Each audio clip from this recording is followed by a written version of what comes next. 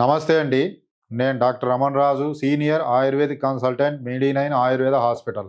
మనము దీర్ఘకాలికమైనటువంటి వ్యాధుల్లో ఒకటిగా మనం క్రానిక్ కిడ్నీ డిసీజ్‌గా చెప్పుకోవచ్చు. దీన్నే సీకేడీ అంటాం. ఇది ముఖ్యంగా అక్యూట్ కిడ్నీ డిసీజ్ తర్వాత వచ్చే అవకాశం ఉంటుంది.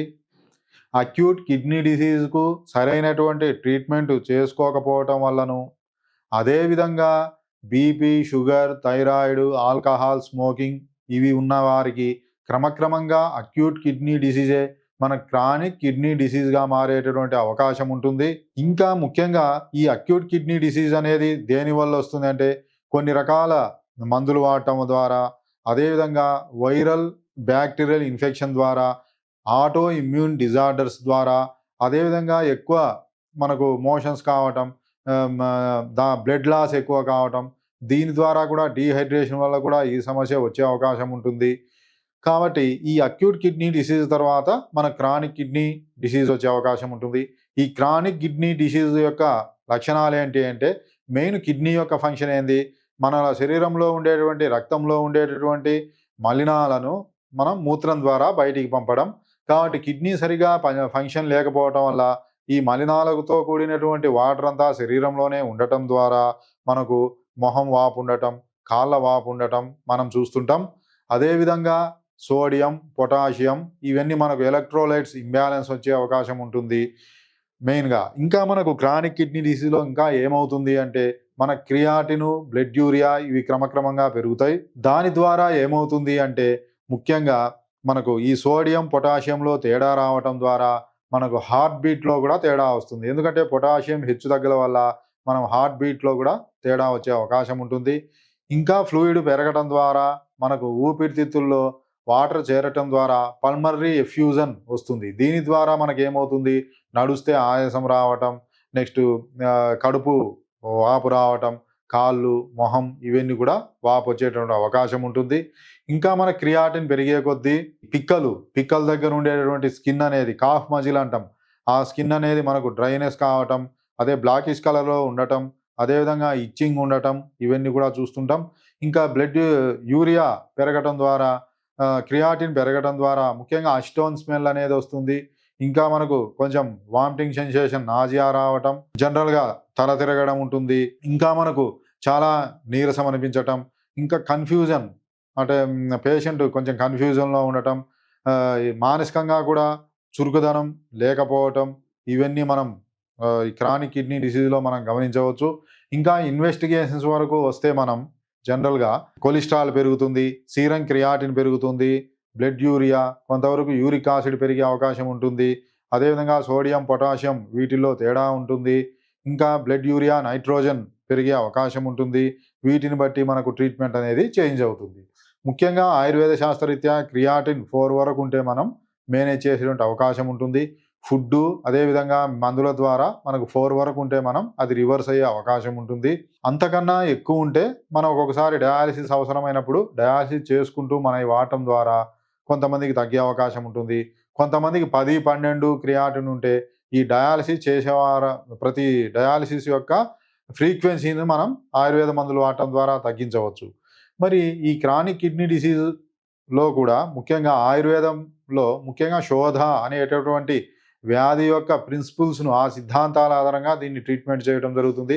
ఆయుర్వేదంలో కూడా ఈ లక్షణాలు బట్టి 3 రకాలుగా మనం విభజించడం జరుగుతుంది. అది వాతం వల్ల వచ్చేటటువంటి మూత్రపిండ వ్యాధి, పిత్తం వల్ల వచ్చేటువంటి క్రానిక్ కిడ్నీ డిసీజ్, కఫం వల్ల వచ్చేటువంటి క్రానిక్ కిడ్నీ డిసీజ్. వాతం వల్ల వచ్చే క్రానిక్ కిడ్నీ డిసీజ్‌లో ఏమవుతుందంటే జనరల్‌గా ఈ కిడ్నీ డిసీజ్‌తో ఎవరైతే బాధపడుతున్నవారో వారు సన్నబడిపోవటం, అదేవిధంగా స్కిన్ కలర్ బ్లాకిష్ కలర్‌లో మారటం, కాఫ్ మజిల్ డ్రైగా ఉండటం, ఇచ్చింగ్ ఉండటం, పగలటం, నెక్స్ట్ యూరిన్‌లో నురగ రావటం ఇవన్నీ కూడా మనం గమనిస్తూ ఉంటాం. బాడీ పెయిన్స్ ఉండటం ఇవన్నీ గమనిస్తాం.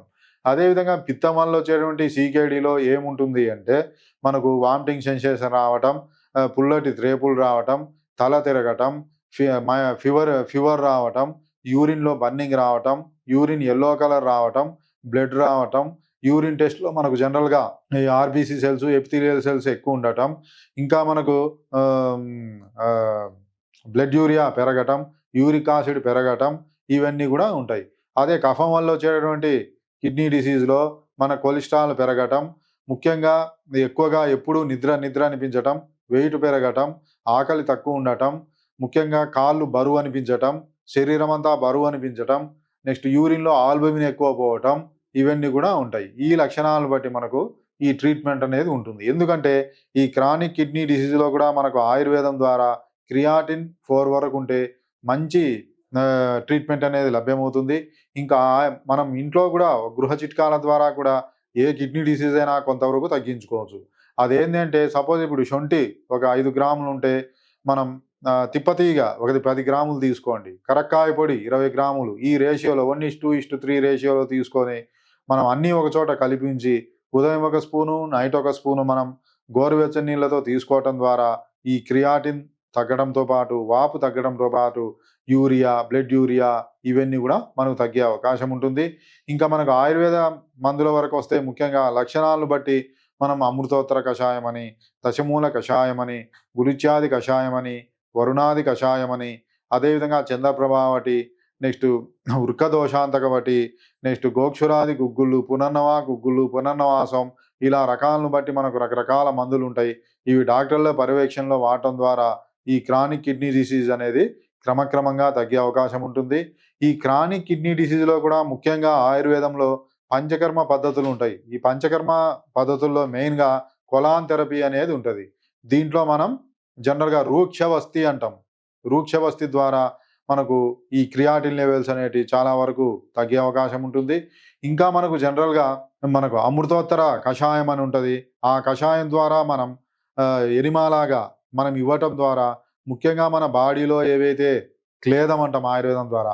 మన బాడీలో ఏదైతే వేస్ట్ ప్రొడక్ట్స్ వాటర్ ఎక్కువుందో, ఆ వాటర్ అనేది క్రమక్రమంగా తగ్గి, ఆ మలిన పదార్థాలు తగ్గి, ఆ వాపు తగ్గటం, అదేవిధంగా శరీరంలో ఉండేటువంటి ఇచ్చింగ్ తగ్గడం, ఇవన్నీ మన క్రమక్రమంగా తగ్గుతాయి. వీటికి కూడా మనకు డైట్ చెప్పటం జరుగుతుంది. ఎవరైతే క్రానిక్ కిడ్నీ డిసీజ్‌తో బాధపడుతున్నారో ఉప్పు తగ్గించాలి. అదేవిధంగా పొటాషియం ఉండేటి కొంచెం కొబ్బరి బొండ, అరటిపండు అలాంటివి తగ్గించాలి. వాటర్ అనేది ఎక్కువ తీసుకోకూడదు. మనకు నాలుక ఎండిపోకుండా ఉంటే సరిపోతుంది. ఈ విధంగా మనం తీసుకుంటూ ఇంకా మనకు ఆయుర్వేద మందుల షాపుల్లో మనకు పంచకోల పౌడర్ అని ఉంటది. ఆ పంచకోల పౌడర్ మనం డికాషన్ లాగా కాంచి ప్రతిసారి తాగినప్పుడల్లా తాగటం ద్వారా ఆ వాపంతా కూడా పూర్తిగా తగ్గే అవకాశం ఉంటుంది. కాబట్టి ఇవన్నీ కూడా ఈ పంచకర్మ పద్ధతులు, ఈ మందులు అన్నీ కూడా మన మెడి9 ఆయుర్వేద హాస్పిటల్‌లో లభ్యమవుతున్నాయి.